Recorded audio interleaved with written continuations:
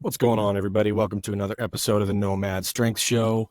We have a killer guest with us on today, and I am so excited about this conversation that we had, and I can't wait for you guys to hear it. I'm joined today by Pat McNamara, and if you've ever heard the phrase basic dude stuff, you know who Pat Mac is. And I had the awesome experience of getting to spend some time with him down at Winter Strong this year as we walked through the 3D archery course, and we did it with a group of trad bow shooters. Called it the Trad Gang. And it was just an awesome several hours that we got to walk through and just shoot targets and laugh and connect and talk and just get to know each other better. And it was just a really awesome experience. And I knew I wanted to get Pat on for a really long time now. But after spending some time with him down there was just a lot of stuff I wanted to talk to him about. So he was awesome enough to come on. And this conversation really was great. We talked a lot about his journey and his experience through the military. He spent over 20 years in Special Forces and Delta. But more than that, it was about his mindset from the time that he was young and picked up wrestling as a young teenager and the discipline and the drive that gave him that carried him through all of his experiences in the military and then post-military when he started his businesses, the ups and downs, the highs and lows, all of this stuff that if you're a business owner, you do experience. But that discipline and that drive that he had at the beginning stages of his life really did grow and carry him through all of these challenges. And he had a lot of really cool perspectives on how he handled all of these things throughout the experience. We talked a lot about basic dude stuff, how it came to be, what it means, why he is so passionate about putting out that content on his Instagram. And really the cool thing that I'll let him explain more is the impact that it's had on a lot of the really young generation and the things that we're both seeing with the really young Gen Zers or even the Gen Alpha, which is the younger ones than that. That is a lot different than what most people probably expected them to be. So anyways, this was just a really awesome conversation. I can't wait for you guys to hear it. Before we jump in, go check out Steady Grounds Coffee Co. Go get a bag of Nomad Roast dark roast, Nomad Dark Roast coffee. It's the best coffee that you'll have, I promise. And if it's not, then you just have poor taste. I'm sorry. They do an awesome job. George and CT Adams down in Mississippi. They make awesome coffee. Go support them. If you use the code NOMAD15, you'll save some change on your order of coffee. And let's jump right into this episode with Pat McNamara.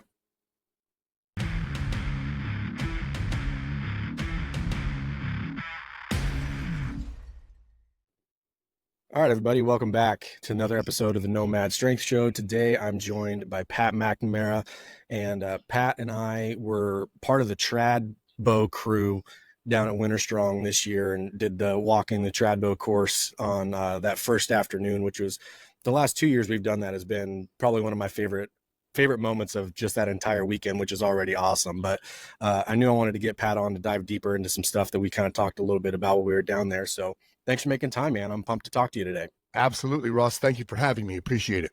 Yeah. And I guess, look, I want to start a little bit with the stuff from Winter Strong, just in the trad bow world, because I know that you and I are both kind of new into that realm as well. Me with the recurve for only about 2 years now. And I think you're right around that same time when you built that bow with Corey. Yep. So what was it that kind of pulled you wanting to explore that skill and develop that skill a little bit more? Well, a big portion of it was just going to the Winter Strong events and watching the guys with the trad bows. I mean, a compound bow is cool, but to me, it's like shooting a rifle. You know, there's optics and stuff and trigger, and I'm pretty good at that, and I'm pretty good at my compound bow. Sure. The trad bow took me to a whole nother dimension. The biggest reason I got into it is because in 2021, I had a disease sneak up on me called Polymyosarumatica, which completely annihilated my ability to be mobile in any shape, fashion, or form. It was, the chronic pain was through the roof. It included just days on end of vomiting and IBS and all the cool stuff that comes with heavy inflation and inflammation. Yeah. And to keep myself busy, I would have to dream up new things, new hobbies, because I did not want to do anything. You know, just getting out of bed and getting dressed was a 15-minute ordeal, and then I would need a nap. And the heavy pain lasted for about 2 years, and then I started trickling out of it because I developed my own method of recovery. Okay. So I started getting on the trad bow, just a regular curve. because it would occupy my mind and take me to a different place where I didn't have to think about the inflammation, the pain, and the lack of mobility. And man, I grew just a fascination and a profound love for it immediately when I realized this shit is freaking hard. Yeah, seriously. And then you have to bridge that gap between, you know, the conscious mind and the unconscious mind. Yes. You know, you want to perform the amount of meaningful repetitions until that becomes like a subconscious or intuitive level driven task, because that's all intuitive stuff, man. I mean, aiming went out the window, and I started going to University of YouTube and getting little classes there. And then, because I think it was the third Winter Strong I went to, I was talking to Corey Hawk again, and he was talking about classes. I said, man, I've got to secure one of your classes. Yeah. So for a guy like me, I'm on the podium nonstop, and I just teach. I was chomping at the bit to be a nug with a freaking notebook in a class. Yeah. I mean, like really wanting to. And I still, next year, I want to take a bunch of shooting classes. I mean, it's what I teach. But the thing is, I would love just to be a nug and to be like an honor grad of students. You know what I mean? Just be the best student that the instructor can have. So I went out there it was just last September. So just under a year now when I went out to Nebraska and took Corey's class. And man, it was such a great class. And talking about finding your like Zen, you know, I really got into the into a mode of almost like not hypnosis, but just it was therapy for you just get zoned out when you're doing it. And I think I put in about 27 hours of work on that longbow, and the class was spectacular. There was 4 students in it, which was a big class for him. He usually does like 2 or 3. Right. And man, once that thing was done, I just started pulling reps and reps and reps. Now you go from recurve to a longbow and you got to tweak it again. Yes. You know, everything's got to be tweaked again. And that longbow is on my list of my favorite things. You know, if we guys could have a list, these are a few of my favorite things. That is definitely one of them, man. That's so cool. Is cool as hell. Well, and you get the added connection to it from making it yourself. Right. I mean, like Corey's there helping you instruct, but when you go to those things that he puts together, you're actually the one building the bow. Yeah. And he's teaching you the process of all of it. I don't think he even had hands on mine at all. Yeah. But he was in my shit several times saying, no, you got to pull harder on this one. You got to do this. You got to tiller it better here. You know, this is how you feel the measurements. Yeah. But that was all he allowed the students to do all of their own work, from so cool. Stave to finished product to the cordage to the whole 9 yards. That's so cool. And what I like when you said just getting into like that mental state that traditional archery requires as opposed to the compound, like the thing that always that I loved about it almost instantly was the fact that no matter how the shot went, like because of the primitive nature of what it is, literally just a stick and a string and an arrow, right? So like if I'm shooting terribly, it's not the bow's fault at all. Like there's nothing I need to tweak on the bow to like dial in the sight left or right or whatever, like you would on a compound. Like it's 100% because I screwed something up in my shot process. Right. And so like that total accountability to it, like really just makes you get mentally dialed in every single time you're pulling an arrow back, because if not, like they're all over the place, you know. And so like even just a slight difference from one shot to the next can be 18 inches of impact difference on an arrow. So I always loved it just for that, because it made me get even more, because you can even like shooting a compound, like you can kind of zone out and like, you know, as long as I'm kind of hovering right here on my dot, like I'm going to be fine. I'll be within 3 or 4 inches or whatever. And that's not that big a deal. But it's like, if I have any mental drift at all, like I might miss the target completely. Like then I'm digging an arrow, trying to pull an arrow out of my cedar fence behind it, you know? So it's like, I loved it for that reason. Yeah, it's so cool. It is so cool. Matter of fact, I'll probably get some arrow time in today after I finish choring. Yes, awesome. if you don't mind, I want to kind of ask a little bit about, you mentioned before, and then just right here at the beginning, what you were dealing with that illness. Like how does something like that come about so suddenly? And then like, what was that pain you mentioned was like just constant pain? Like, how does something like that even come about? How are you getting out of it and kind of working through all that stuff? Yeah, so I'll try to broad brush it. PMR, polymyosarumatica. The docs really don't know whether it is, some kind of bacterial infection or if it's autoimmune, and it's pretty rare and it affects people differently. Okay. But the thing is, I don't fit the demographic for it. So they kept misdiagnosing it because I'm not a 65-year-old fat woman. Interesting. Because that's typical, and out of shape too. Sure. They're usually out of shape. So I was the complete opposite. I had to research and find the diagnosis and then go back to the rheumatologist and say, hey, this is what I think I have. And they reluctantly agreed. It came on almost immediately. So that was an indicator too, because PMR, when it comes on immediately. And it was May of 21. I was on the range and I was showing guys how to do a race paddy prone rifle shooting. And I had a hard time getting into it. My legs hurt, my hips hurt, and my hamstrings hurt. And I was like, well, shit, I didn't work out extra hard yesterday, or, and it progressed immediately, went from just within a matter of weeks, went from hamstrings and hips up the back, to the back of the shoulders, down the arms, back of the neck, head, jaw. Months into, and the docs, all they were doing is pushing freaking meds on me. I was on heavy doses of prednisone, hydroxychloroquine, sulfasalazine, and gabapentin for about a year and a half. And finally, I just had enough, and I said, I got to quit this shit because it's just all poison, all this big pharma crap. Yeah. And it's just treating, it's not curing. But the pain, so I couldn't navigate a flight of stairs in a shirt, open up a water bottle, reach for a coffee cup in the shelf. Wow. And so every day was extremely painful until about 3 p.m. And that's when I started. I was able to move a little better by like 2 or 3 p.m, which became my target workout time. I realized that, mobility is survivability, and I have to keep working out. My fan base, I have a big fan base out there on the interwebs. And a lot of it is because of the combat strength training that I do.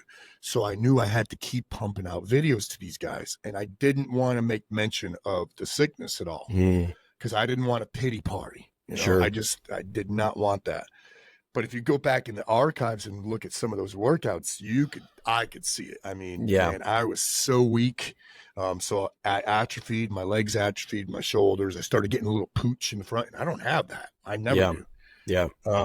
My diet's always ridiculous. So I would have to, in order to work out, I had to get to my driveway, which is only meters, and then I have to start planning it out. And then the movement process starts, which was just excruciating pain, excruciating.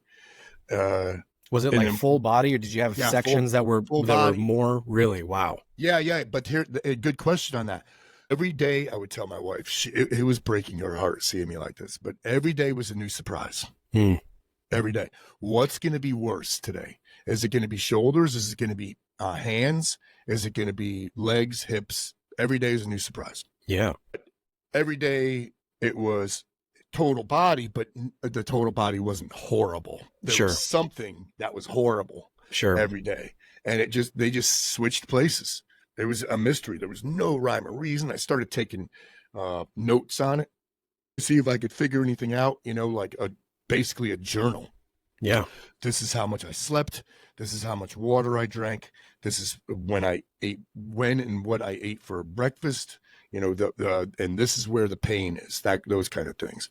There was nothing systematic. There was nothing that was, that had any kind of structure whatsoever. It was absolute mystery. The working out every day, without that, I don't think I would have recovered from it. And thankfully, I have that fan base because I would get and work out and film one because of fan base. Right. So man, I so appreciate that fan base, and some hardcore accountability when you've got that many people that are counting on it, you know. What happened too was enthusiasm gone, motivation gone, everything was gone, just gone, plus 4 hours a night sleep because of nerve pain, because inflammation, nerve pain, IBS, all that. So it was all gone. So I had to rely strictly on discipline, nothing else. And there came an epiphany moment where my wife said, "Hey, let's start trying a natural approach, you know?" Because we're into that. And now we're even more into it because Mother Nature has everything to heal us. Everything. Yeah. Anything that comes in an orange pill bottle, Mother Nature can do. And probably better. Probably better. That's what I was going to say. Yep, 100%. And then I started infrared sauna, cold plunges. I cut down on, because most of my diet is just meat and veg. I even cut back more on veg, but I love veg, man, green beans and stuff. But I cut back on like nightshades and things like that. Sure. And it was hard to get food in. So I had to take like protein supplements just to maintain weight because I had no appetite. Yeah. But then again, I wasn't exerting a lot of, there was nothing calorically challenging about my day-to-day activities because I was only running at like 30% efficiency. Yeah. You know, so man, it was a freaking journey. And you mentioned like having the discipline to just, you know, and obviously the accountability of having the audience and the fan base and everything like that, but also the discipline that has, I would imagine, obviously from your time, you know, your 2 decades plus in the military, like that's something that's pretty ingrained in you. So I actually wanted to take this, you know, kind of go back in time a little bit too. Was that something discipline wise and, you know, personality wise that you had prior to when you got in and then you developed that there? Or was this like kind of baked into who you are already? And so that just kind of really worked with you when you became, when you got in and were serving your time? Yeah. So I had some of that before I joined because I was a wrestler. Okay. And I loved it. And I got good at it. I mean, I was a real gentle kind of sissy boy, you know, until like the age of like 14, 15-ish. And then I went through a metamorphosis of sorts. And I joined the wrestling team and man, I sucked bad. My first 2 years, you know, there was nothing there. I think my second year I won my first match, right? My second year of wrestling. So 10th grade. And I remember that feeling of being victorious. It was the first time in my life that I ever felt victory, you know, against another like human being. Yeah. And man, I liked that feeling and I wanted more of it. So what happens then is you have to go above and beyond to what your daily routine is when you're practicing with the team, because now you have to be self-governed. Yes. If you want to do better, if you want to get better, you've got to do more than what practice requires of you, standard practice with the team. You've got to put in the extra miles. You got to pump that iron. I went to the college during summer vacation and wrestled with the college students, and they were great about it because they were like, dude, this freaking punky kid wants to be better at wrestling. We're going to show him some shit. Just work. We're not going to kick his ass, you know? They were so generous and graceful. I always say that if you want to get better at something, you've got to work with guys who are way better than you. Just how it is. And then in my junior and senior year, I couldn't be beaten, but I had to maintain that level of discipline and be self-governed. So I was already one step ahead before I joined the military. Yeah, that's, I always, you know, when I talk to a lot of guys that are military guys, it's usually one of two, right? It's like you had a little bit of that and that kind of, it was a natural pull because it's like, oh, I already do a lot of this stuff. I'm kind of built this way already. Or the opposite, where it's like, I am not this way at all and I need some correction. And this will be like the way that I get that discipline. Like they'll make me this way, you know? Right. And so I see that like one of those two things is usually like the path I see a lot of guys take when they go in. What was it about? What was it that actually drew you to wanting to join? Like, what was it that pulled you to see like, this is, you know, because you end up, you know, essentially kind of being a lifer to some degree, just with your time in. And so what was it where you're like, this is what I want to do? How early did that start for you? So that was at 16. I knew I wanted to join the military, but no aspirations. Just join the military, wherever. I don't care. And my dad was trying to push me down like the officer route. Become an officer, go to an academy. Thankfully, I did not have the mental capacity for it because I took all the tests, and I didn't get a free ride or anything to any one of those. So I'm kind of grateful that, I did real good in high school. I was an honor grad student, but that's high school, Right. But at 17, and I think it's because of wrestling and, the grittiness of it and the work that one has to put in on an individual basis to be better suited for the collective, for the team. Yeah. So if you want the team to be better, you have to be better, which means you have to work on your own. And I thought, well, there's got to be cool shit. Because I knew nothing about special ops or anything like that at 17, nothing. I just knew that there were hard things to do in the military. Yep. So I went to recruit a row one day. It was in a shopping center in New Britain, Connecticut. And I didn't know shit. And I had no preference whatsoever. I just went to each one of the recruiters. Yeah. And said, hey, I'm interested in being in the military. What is the hardest thing I could do in the Air Force? What is the hardest thing I could do in the Marine Corps? What is the hardest thing I could do in the Navy? What is the hardest thing I could do in the Army? And the Army had the best answer for me because they had 2 roads to like fast track to badassery at the time. Yeah. And they had the coolest recruitment posters. So this was 1982. This is what delayed entry. Because they had Army Airborne Rangers, right? Which to this day, if somebody asks me, if a kid asks me, hey, I want to join the military, and what would you recommend? I always say that, man. Yeah. This is it's the fastest way or fast tracking to badassery, and those guys just have their shit together, man. Army Rangers. I was never one.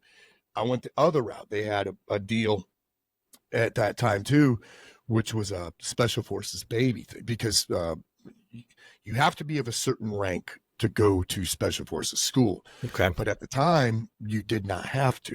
You could sign up right off the street. So you go to infantry basic training to jump school right to the special forces course. Okay.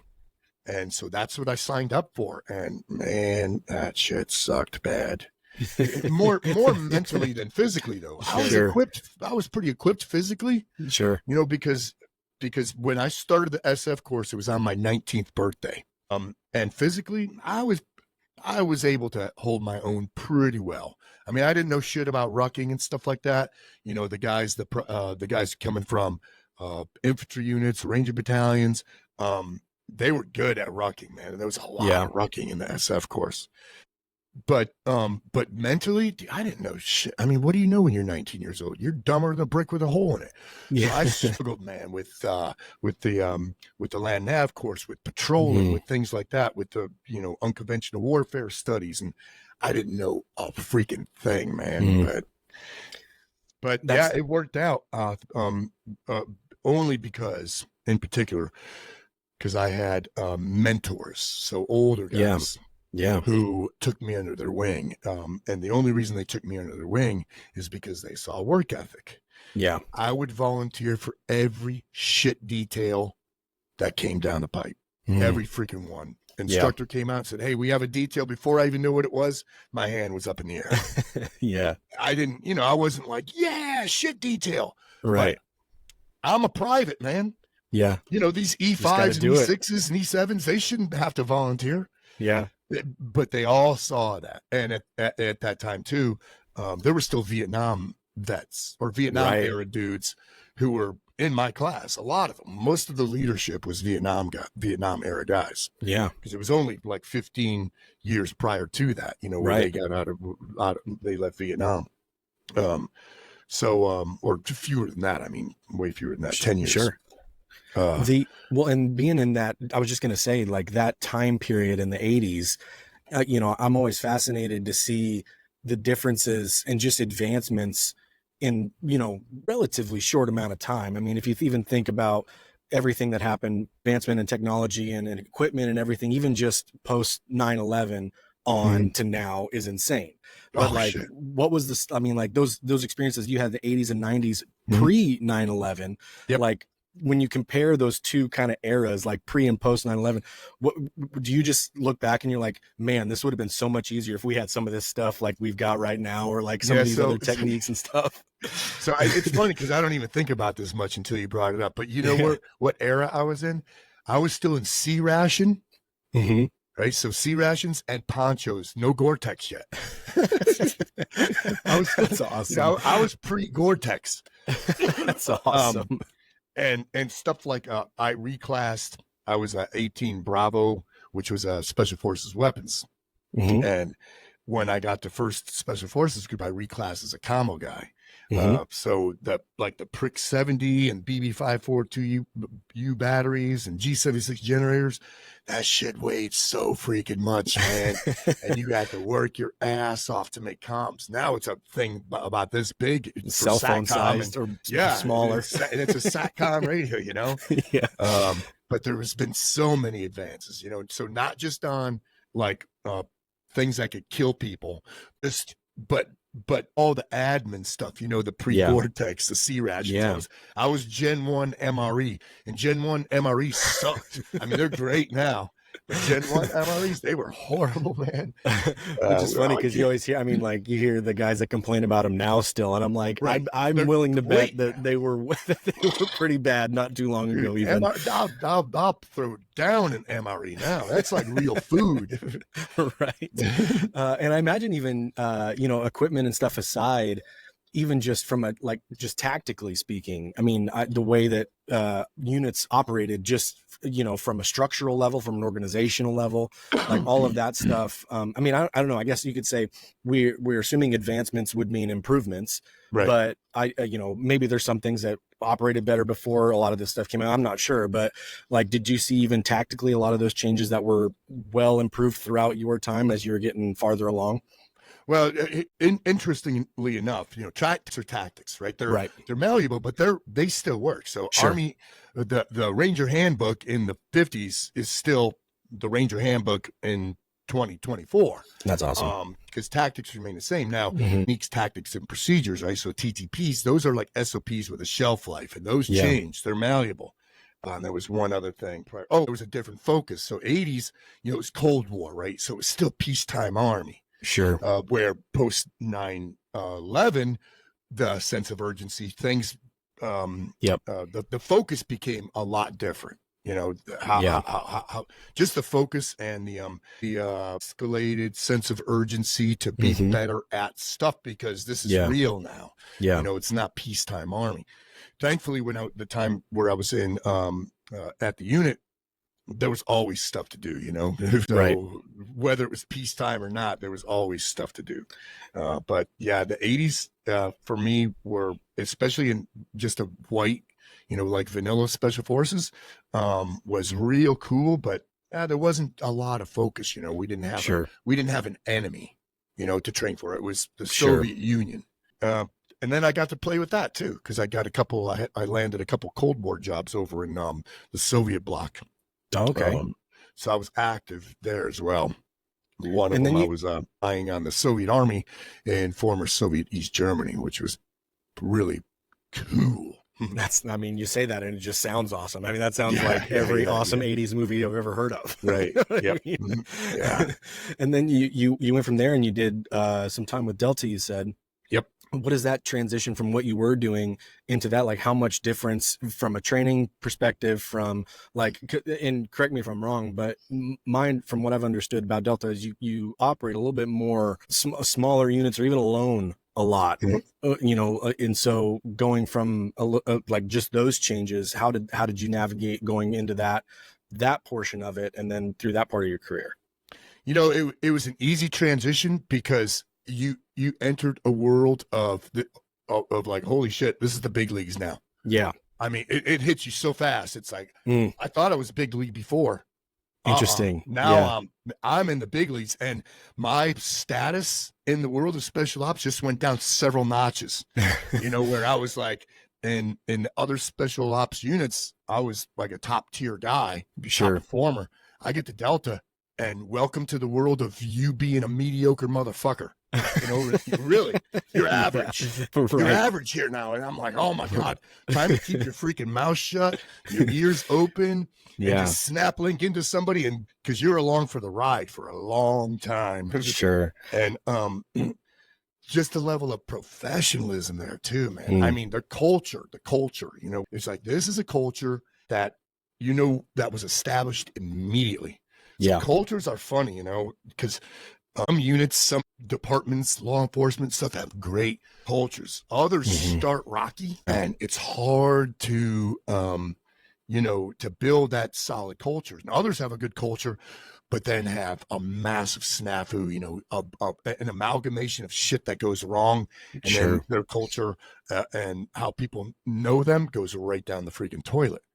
But it was an easy transition just because you were now in this other freaking world where what you had to do was pay attention, man. You really had to just, you were always on the bubble. Always, always on the bubble. I mean, it was because after you go to selection in 6 months of OTC, you're given that brief. Selection is an ongoing process. We reserve the right to fire your stinking ass at any second of the day. Oh yeah, wow. And I remember guys, you know, 10 years there, one slip up and sorry, bro, you got to take a walk, man. Wow. That's awesome. I mean, when you think, I mean, it's funny how it seems like having that high of a standard should be the case, right, at those high levels of things. And I don't know, it seems like a lot of that is sort of slipping to a lot of degrees in a lot of capacities, military and otherwise, right? But like having that expectation, and then it's kind of funny, it even ties into like a couple of these other things that we've talked about already, like with the bow. And then when you got in and you're like, you sort of have this mindset of like, I want to be the best student and the best learner. So like going into that scenario where now, again, you're knocked down a few pegs and now I'm back essentially in white belt mode. Right. So it's like, I got to be ready to absorb and take in all I can and learn, because there's already this expectation of excellence essentially. Right. Yeah. So, and from early on, I think it started with the wrestling thing. And then through my career, I'm just one of those guys which is a lot of special ops guys, they want to level up. What's next? What's next? What's next? For me, my mind says everything's a fucking competition and I want to be number one. And I'm still like that. Yeah. I want to be freaking number one at anything. It gets harder to say it now, but I think, you know what? If you can do it, I can do it. And I'm going to be better at it than you. Right. Just give me a little time. I'm there, man. Yep. I'm going to be better at it. Yeah. So when you get to that point where you are now in your mind coming to the end of the military career and looking at transitioning out, this is always something I'm interested about with guys that, especially that are in for so long or in at levels that you were in, that transition out.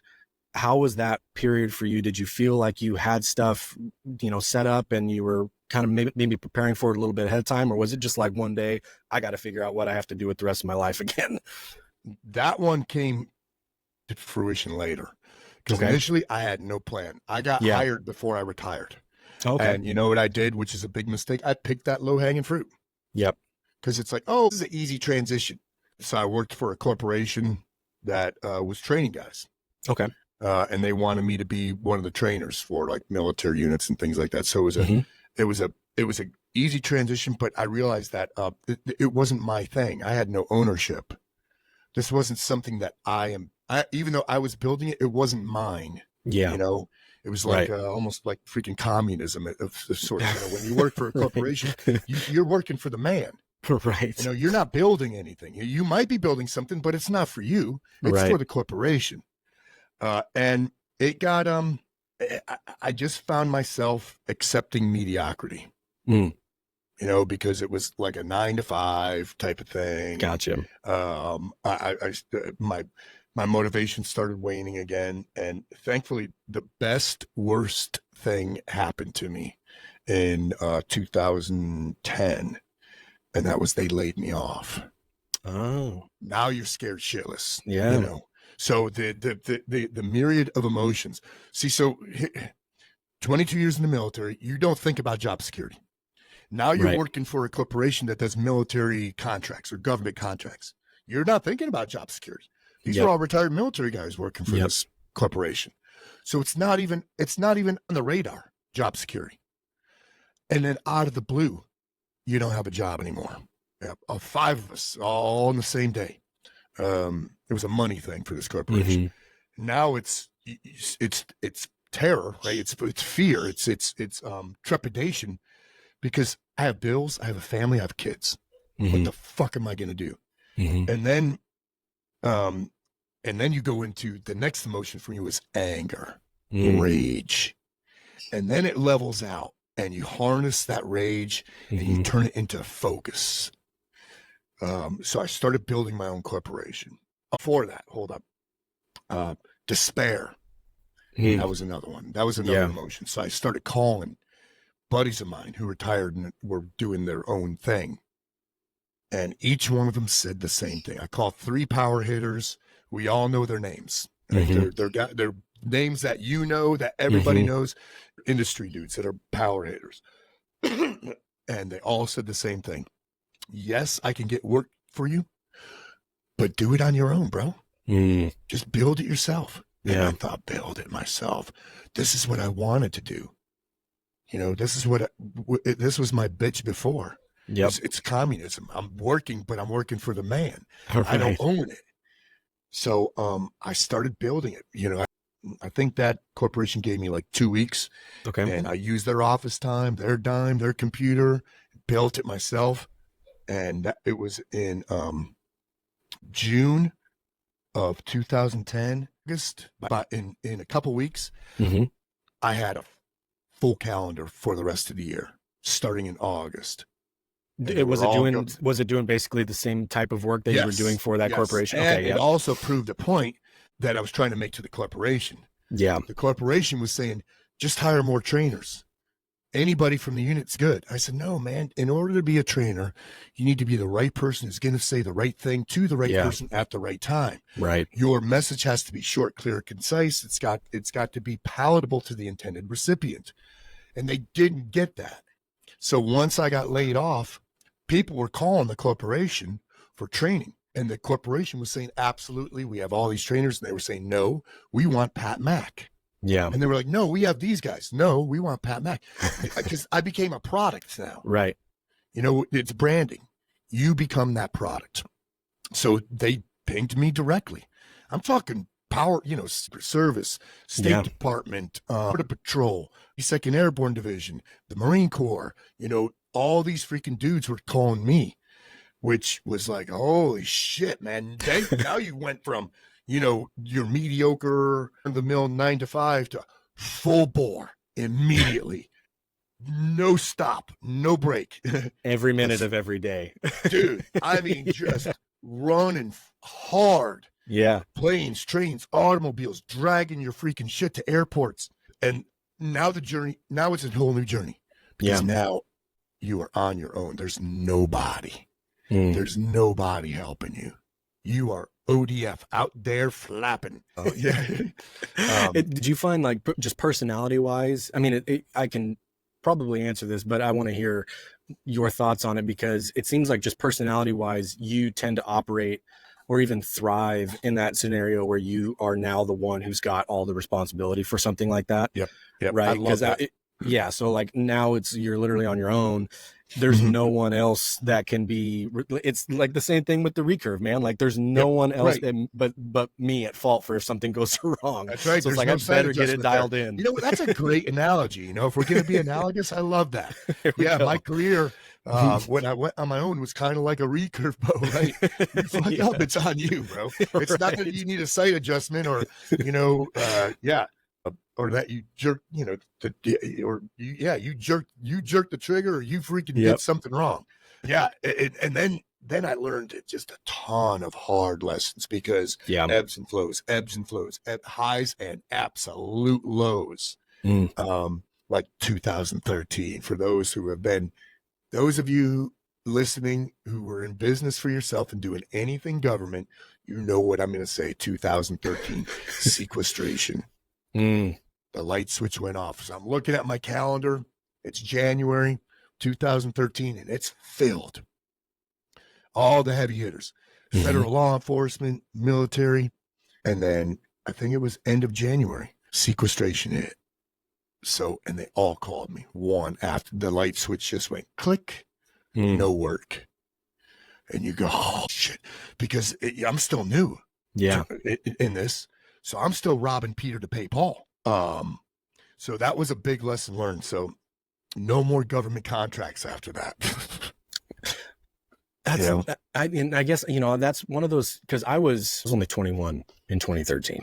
Yep. So that was, I remember when that went down, but I didn't quite understand like the scope of what that meant. Right. The residual. Because were you in the military then or something? No, not at all. Just right. Okay. So anyway, I just remember like with friends and people who I knew that were talking about it. Like I remember that being a thing, but just what that meant ripple effect wise, I didn't really have a concept of. Because what the sequestration did is, and it did have a profound effect on the military, but the military had no idea the residual effect outside of that.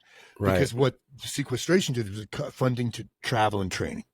Yeah. Which are the two most important things for the military. It was almost like they were trying to undermine and like today's administration, trying to disassemble the military. And it was the same then. Just trying to sit apart, make it weaker for whatever fucking reason, man. I don't know. But so that had an effect on everybody like me, because it cut funding, travel and training. Yeah.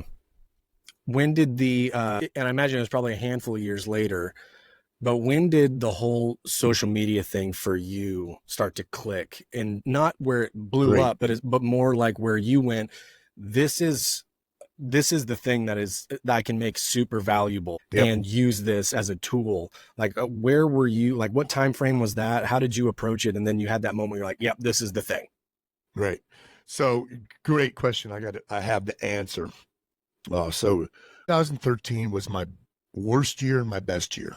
It was coming out of depression. It was analyzing a divorce. It was I had to assume debt from my ex. So having $80,000 in credit card debt. It was just frustration, no work, right? All of that shit. It was just it was my worst year on those fronts. I moved out and got my own little teeny place in April of that year. In September, same year as when I met my current wife, Rebecca, which was the best thing that ever happened to me. It's not, some people say that because it's obligatory. Right. You know what I mean? Sure. I can't do that, man. I can't do that. I'm not bullshitting about that. It was, she might be downstairs listening, but she's absolutely one of the best I've met a lot of human beings in my life. She's one of the best human beings I've ever met in my life. And she's the responsible adult in my life. Plus she's a fan. She wants to see me succeed. Yeah. But we started dating and she said, you should think, because I had nothing, no social whatsoever. She said, you should think about getting on social media. And I was like, yeah, I'm thinking about this and that. I had a small YouTube channel at the time, right? And it was getting some traction, the YouTube channel. And then I had to build a Facebook page. I wasn't on Facebook. Somebody was posing as me. So in order to report him, I had to create the verified account. Yeah. And then so then I got a Facebook page and it was doing okay. And she said, you need to get an Instagram account. I said, cool, right on. And so the second part of your question, when did you know that this was the thing? I didn't at first. I was posting cool shit and I got a lot of traction real quick. For a new guy on Instagram, it was like, 1,000 followers, 3. And pretty soon you're up to 5. It's like that, that's when you got some, a little bit of a footprint, when you're at 5K, it's like, oh shit, that's a substantial quantity of human beings. Yeah, not a small amount of people. Right. So then I was thinking, well, let me make sure I'm putting out stuff that's not garbage. Yeah. And what I mean by garbage is the shit that when I see it, I just swipe. It's like, I don't right. I don't want to see a picture of somebody's meal or, a selfie in the mirror and crap like Right. that. So I started working on just putting out like cooler stuff. Yeah. And a lot of it became simple shit like post-range workout. Yeah. So when I was traveling, I would always do a work because my courses were on the weekend. Keep in mind now, I did from 2010 to 2020, 10 years, 4 courses a month traveling for most of them. So on a plane with 2 freaking Pelican cases, that's the op tempo. Yeah. 4 courses a month for 10 years, no break, which means you had 0 time off anytime. Yeah. Because you leave on Friday, you get back on Monday. You have to go right into admin, right into fulfillment, right into registration, right into maintenance, right into fitting. Yep. And then you're off. Travel. Yep. 10 years, that was the op tempo. But while I was on the road, I would do stuff like post-range workout videos. And man, those got traction. It was the post-range workout video and the shooting stuff that I was doing on Instagram that landed me that spot on Joe Rogan. Yeah. Because he was like, this guy's doing some cool shit. He's shooting and working out with cinder blocks and crap like that, Yeah. And then I started doing one podcast after the other. Yep. Just boom, boom, boom, boom, boom, boom. That's when I knew, I think it was around like maybe 15, 16-ish, where I was past that 100,000 mark on IG and the YouTube channel started picking up. And I came up with the Rogan thing, that boosted it up another 100 grand right there. Yep. And pretty soon you're at 500,000. Now you have a real responsibility. Yeah. So for me at that mark, 500,000, it's like, oh, I'm going to be real careful. So I streamlined, I cut out all the I cut all the fat and went just with shoot, work out, and then of course basic stuff. Yeah. So that happened in 2019. 2019. Started the basic dude stuff. So I've kept true to my brand for quite a while. Yeah. With I want to talk about the basic dude stuff too, because first of all, it's awesome. I love it. So cool. It seems like and I've seen a couple of other accounts not do something necessarily like that, but they sort of adopt this, what ends up kind of being like this fatherly figure to teach skills that like young men who maybe didn't have dads or like, had terrible home lives, like they just didn't know they didn't know. Right. And so it became like this, I can't even remember the one, but there's this one account of this guy who makes these videos because his daughter is like in this really terrible medical condition, and he's making all these videos like for her, and like the account is called like someone your dad or something like that. Yep. But it's literally like, how do I change my oil? How do I like do all these just like basic dude stuff things, right? Yeah. But I'm wondering if you sort of ended up getting some of this feedback also, where it's like, man, I just didn't know what I didn't know. And the videos that you make are kind of meant to be, they're entertaining and they're kind of funny sometimes too, right? But it's like there's actual skills that like people will watch these and like, damn, if you didn't grow up around it, you don't know that, right? And the stuff that I'm putting out is pretty. But now some of it is not basic, but like for instance, when I built the bow at Corey's place, that's not a basic skill stuff. But I said learning new things, is basic dude stuff. Yes. These are great questions. So we human beings, we are devolving rapidly. We are becoming more and more separated from our primal being. It's and most of it is because of devices, because we're flaccid and we're just getting dumber. Yeah. We're stuck in 45-degree syndrome world, just down here on our devices and stuff like that. So there has been, from what I've seen, especially with the new gen of Gen Zers. So they're starting to realize, we suck. Yeah. And there's a demand for that. For, who Gen Zers are looking to is boxers. Those tough dudes, those freaky guys who, are several decades old and they're still tough guys. So I'm getting a lot. That's a big part of my fan base right now, because there's wants and needs to get back to the primitive, which I'm all about, man. I love that stuff. I love primitive lifestyle. My wife and I homestead our asses off, bro. Yeah, I love it. And the other surprise with the basic dude stuff is little kid following. Oh, Lots and lots of little kids, which that happened early on. So I thought, oh, I got to make sure that this is clean. yeah. Because there was a couple where I'm like smoking a cigar, or Right. I would say, the right, something about whiskey, basic dude stuff. So I Yeah. took all that shit out. I'm not going to say, even though it is giving your wife an orgasm is basic dude stuff. Right. I made sure that everything's freaking clean right now. Right. Because of that, because man, I get video clips from little kids all over the world, their parents filming them, making the bed is basic dude stuff, shit like that. That's or helping your mom in the kitchen, helping your dad change a tire is basic dude stuff, and kids with accents from Ireland and Germany and, That's so Norway cool. and Australia, all over the world.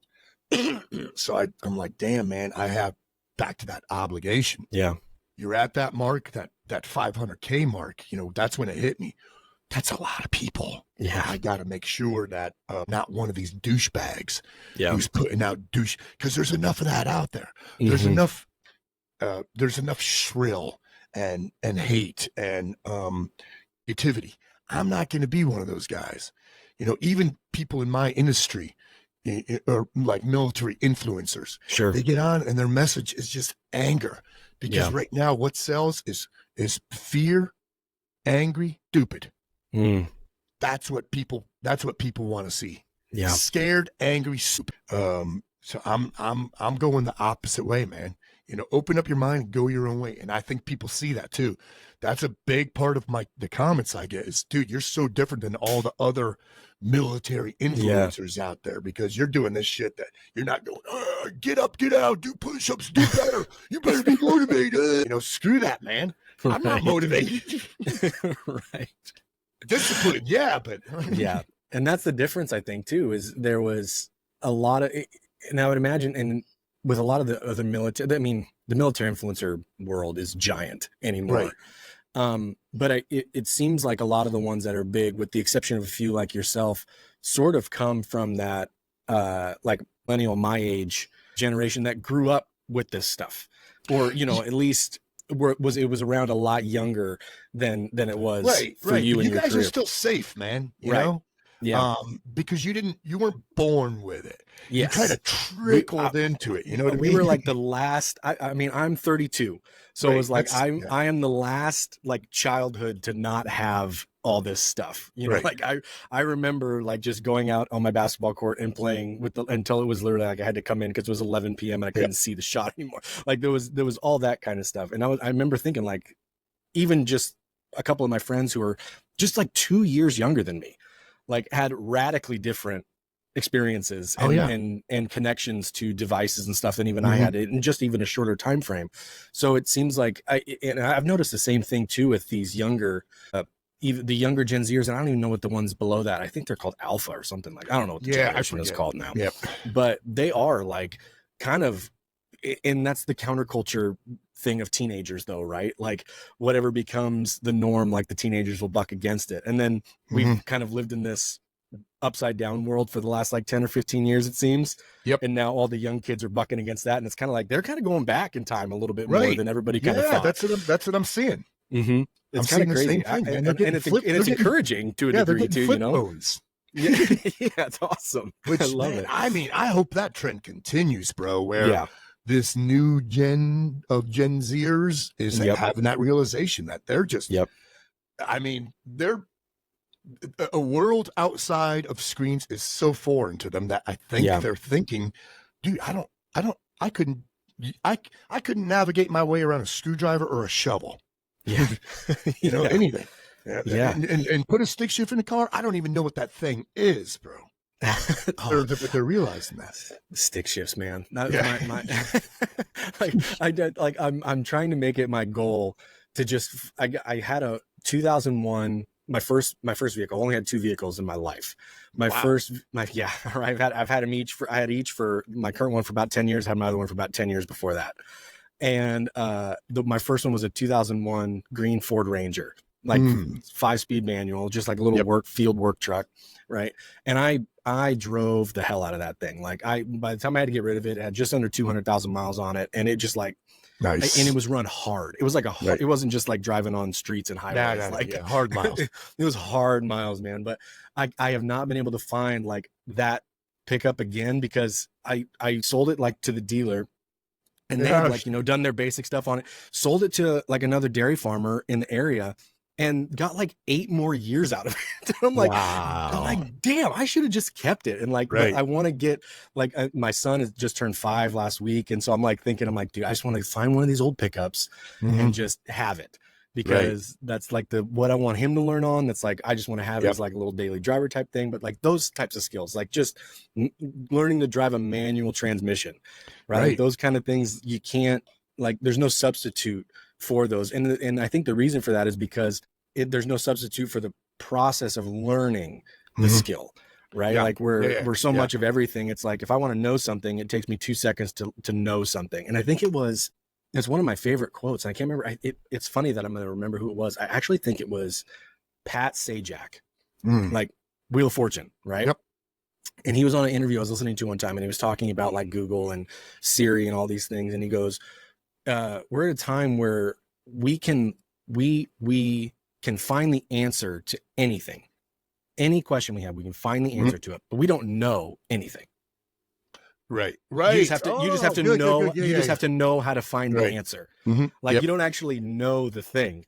And I'm like, man, that is, I don't know if he meant to be as profound as that came out, but it was like, I think about that. I'm like, we can find the answer to all we have to know. The only thing you have to know is just how to find the answer. Like you don't actually understand or have conceptual understanding of those things. I like that blew my mind when he said that. Yeah. Right. Good. Yeah. So that was was basically the backbone to how I gave birth to Basic Dude stuff. Yeah. Because my wife's younger than I am. She's 34. Yeah. Okay. So we got a 25-year age difference, but she's that millennial who has got her shit to freaking together. And she made that point when we were first dating about millennials. She goes, look at all my friends. They all own stuff. None of them have debt, and they all have freaking careers. Yeah, right. I can't argue with that. Right? Can't because we were just the opposite, All of us had debt and scrambling for jobs and this and that. But I'm sitting in my recliner one night in total zombie mode with a glass of bourbon and Ranger panties, and we just ordered appliances for the kitchen, and my wife said, "Do you think you could install these things?" She goes, "Even the dishwasher?" I go, "Hell yeah, Rebecca. Yes, of course." I said, I can't build a house. I could fix a house. I can't build a car. I could fix a car. Right. I could hunt it, kill it, eat it. I could mend it, fix it, repair it, blah, blah, blah. And I said, I know all the stuff that dude should know how to do. The basic stuff. And I kept saying that shit, not all the advanced stuff. I know some advanced stuff, but I know all the basic stuff, that we dudes. And then it came out, and I said, I know all of the basic dude stuff. And I went, oh shit. So here's a lesson too. Thoughts are fleeting. When you have an epiphany moment, jot that shit down immediately, because thoughts are fleeting. Whether you're wanting to write a book or you want to build a business, don't go, oh, that's a good idea. I'll remember that. You're not going to remember it. You won't. Write that shit. And I wrote it down, and then as I'm sipping that bourbon, I just started jotting stuff down. Like Texas rigging a lure. Making a steak, perfect steak, medium rare, tying a double Windsor, changing oil, knowing how to gap a spark plug. I just started writing shit down, and I had pages immediately. Within like 10 minutes, I had pages. And I went, you know what? Young people don't know how to do this shit. So I started it, and man, that dog had hunt like boom. I mean, so fast. I had to get a trademark on it. Yeah, really? That's my trademark certificate. I mean, that's just awesome. Months into it, I had to get it because there were so many copiers out there. Yeah, people started copying it. Yep. Because there's a lot of fucking echoes out there. Dude, just come up with your own shit.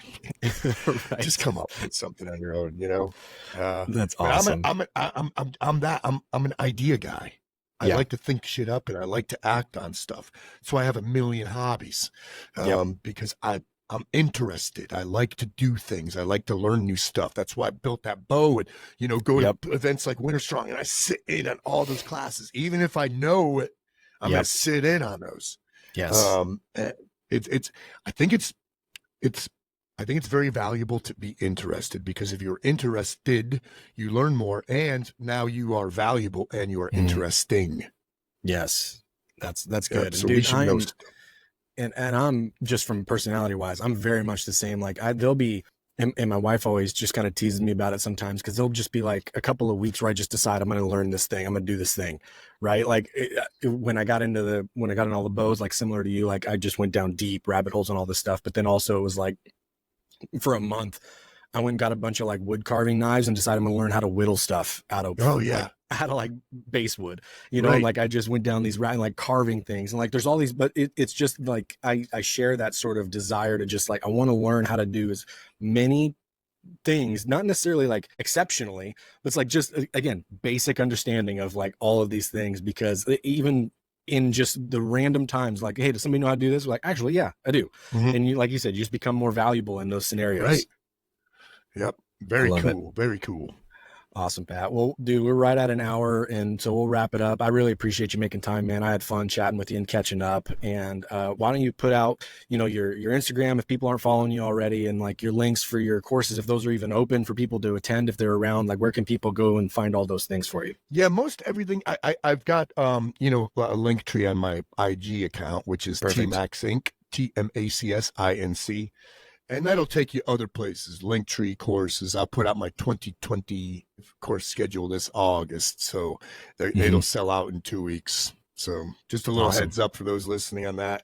I'm also a part of the University of Badassery. That's awesome. With CJ Ortiz, the Metal Motivator. Yep. So we run that as well. And I have my YouTube channel is Pat Mac, PAT. Awesome. So that's it in a nutshell. Awesome. Well, thank you, man, for making time. I had a blast, and I appreciate it. Same. Fun. Thanks.